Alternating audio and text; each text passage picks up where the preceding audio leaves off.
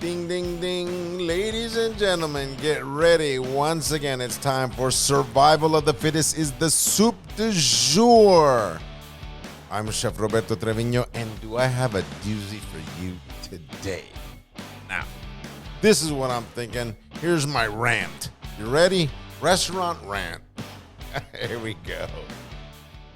You know, I've always searched for talented people to work in my kitchens, to be managers in our restaurants that we had at one point in history. I mean, over the years, I've owned about 13 different restaurants. So I've gone through a lot. Let's just put it that way. Good, the bad, and the ugly. You hear me say it all the time, but it's true. One thing I've noticed by bringing really talented people in is they really go for each other's throats. It's a very cutthroat industry. And that worked for many, many years. I mean, it worked for me. I'm not going to deny it. I was king cutthroat, and I used to love it, and it was fun. And it was, I think it was always good to sort of prove to yourself that you had that in you, that you could be that successful, that you could be that ruthless, that you could be that talented. Because not only were you like taking out your opponents, you were out cooking them. You were outperforming them culinarily, on the line with the guest, everything. And that's what kind of separated. That's where the cream rises. The real deal. You'll always be able to recognize those people. But, as times have changed, as we're all very clear in the industry, times have changed a lot. And the lack of employees that that you're able to find, qualified employees anyways, you really got to watch yourself with that one, because even though, we've seen, you don't want to lower the bar by no means. You don't want to serve crap. You don't want you don't want a shit kitchen. No way. You want the top, the best quality. And if you can't afford the absolute best, you want to be good enough to confection, to make it amazing. There's nothing in the world than making the simplest things wonderful. And I believe that and love that. And I believe that's why, in the profession, we can always find the most wonderful things and flavors and in style and everything we have to do with putting a plate of food in front of a guest. It can be amazing no matter what it is. So having said that, I think you really need the talent in the kitchen, and this cutthroat attitude really kind of has to end. And it's unfortunate because I enjoyed the shit out of it. I'm not going to lie. I loved it, every second of it. But business is business is business. And that mentality, that level of intensity can actually cost you a lot of money.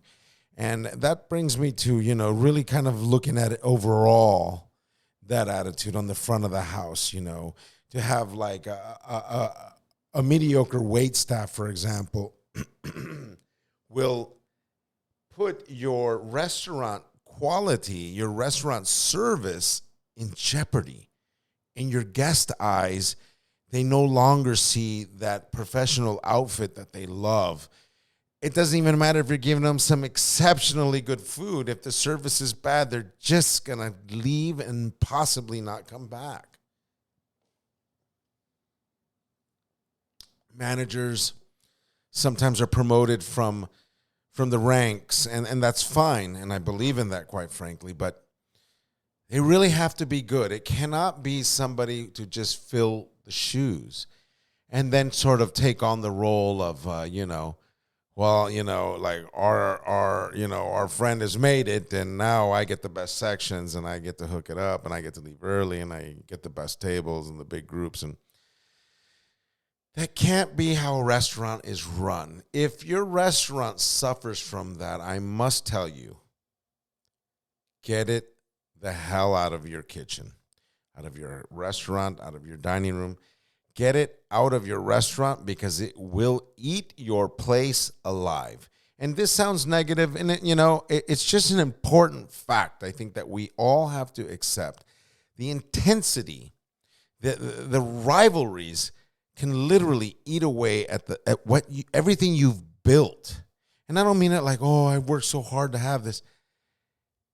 You work hard to build a team. You work hard to build, that level of service and accuracy in the kitchen, that synergy that comes together, that makes your restaurant exciting and wonderful.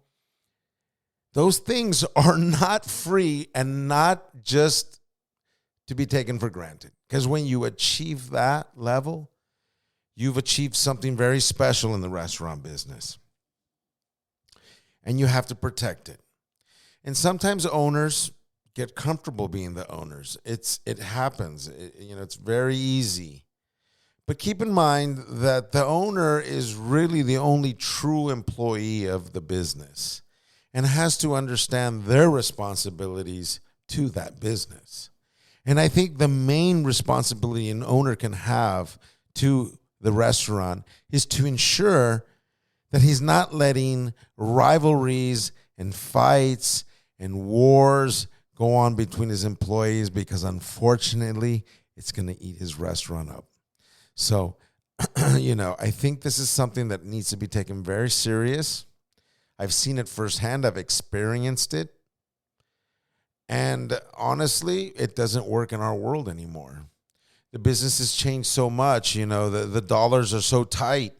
You just can't do it. The labor force is so minuscule compared to what it used to be that you just can't afford it. So the industry's changing.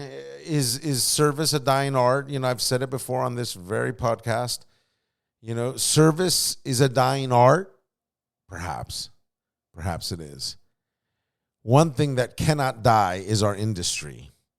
And to read articles about places not being able to open because of lack of employees, to read articles about guests being so upset by a nonchalant, and please don't take this the wrong way, millennial server kind of giving them shit at the table. I get it. These things, cannot become the norm. We need to remember that. And it's not about kissing ass. It's not about, it's about being professional. With food, there's a certain love that I have for what I do, the craft itself, And I think that it needs to be that level. You have to love the business. And just because the chef does what he does and says, I do this because I'm passionate about it, I don't think there's any one position in the restaurant that can't say the same thing. I mean, even the worst position loves their job at the restaurant. The restaurant is, becomes a family unit, and this is perhaps why the intensity, but it becomes a family unit. You spend more time with people at the restaurant than you do with your most beloved family. Think about that for a minute. Think about that. And we all work. We all have colleagues at work.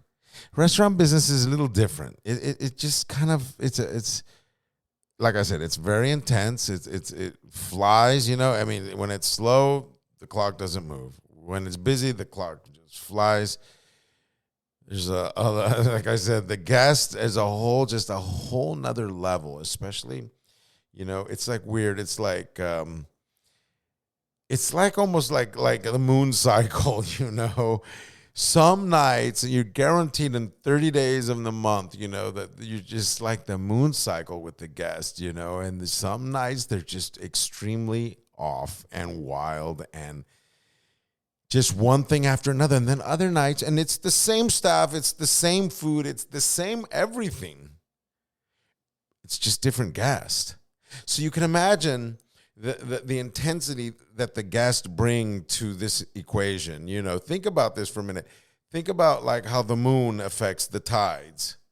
Well, this is what we're talking about. It's that big, okay? The guests come in, they affect the tides, and all of a sudden the restaurant is either in full war mode or full peace mode or just kind of mellow mode, and everyone's just kind of doing their thing.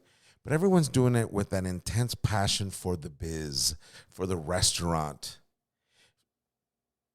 Hey, that's what it's all about. I believe that the passion is what actually unites us. And we shouldn't let the fact that we're talented get in the way of our success. Because you can say, well, why do I believe I'm talented? Well, perhaps it's got something to do with your ego. And that's something that I'm very clear about. You should never let your ego get in the way of your success. Because if you do that, then you're done. Don't even waste your time. You really have to approach life with a fair amount of humility and then, fight for what you believe in, but always do it for the right reasons. Don't fight for your ego. It's a losing battle. Gets you nowhere. Things are looking good. We're looking for more sponsors, by the way. You can find us on all the platforms where you can find any podcast in the entire planet. So we're running the race with all of those other podcasts. So feel free to spread the word on Survival of the Fittest. And furthermore, I'd like to also say thank you to Orlando Brewing, always bringing us some great beer. And like I said, we're working on some great stuff. It's the holidays. We're getting ready to kind of just get ready for our Christmas show, our Kwanzaa special, and our holiday Hanukkah fun. So it's definitely full of holiday mirth here on Survival of the Fittest is the soup du jour. I'm Chef Roberto Trevino, and I love you. Happy holidays to everybody, and we are going to do this again real soon, so stay connected.